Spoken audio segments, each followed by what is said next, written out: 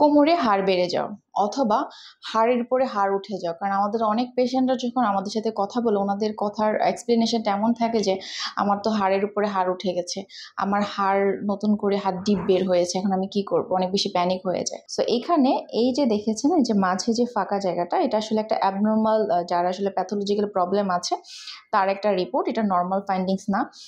তো সেক্ষেত্রে এই যে ফাঁকা জায়গাটা, এই যে ব্ল্যাক গ্যাপ ওইভাবে দেখেন আস্তে আস্তে ন্যারো হয়ে গেছে। সো স্পেসটা যদি ন্যারো হয়ে যায়, মাঝের ডিস্ক তো এমনিতে সরে আসবে।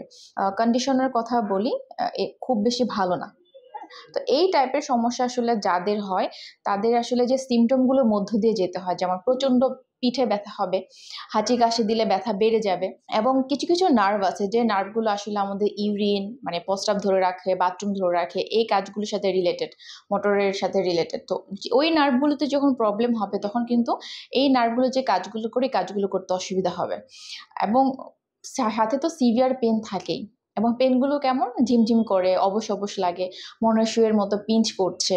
অনেক পেশেন্ট এসে বলে যে মনে হয় যে কারেন্ট শক দিচ্ছে, এই টাইপের ব্যথা যায়। তো আপনার কোন কারণে সমস্যা হচ্ছে, পিঠে ব্যথা হচ্ছে বা পায়ের দিকে ব্যথা যাচ্ছে, তা সঠিকভাবে আইডেন্টিফিকেশনের জন্য আমাদের সাথে যোগাযোগ করতে পারেন। আমরা আপনাদের সঠিক রোগ নির্ণয়ের পাশাপাশি সঠিক চিকিৎসা আর মাধ্যমে একটি সুস্থ লাইফে ব্যাক করার জন্য চেষ্টা করব। আজকে ভিডিও পর্যন্ত। আমি ডক্টর সাথী বিদায় নিচ্ছি। আল্লাহ হাফিজ।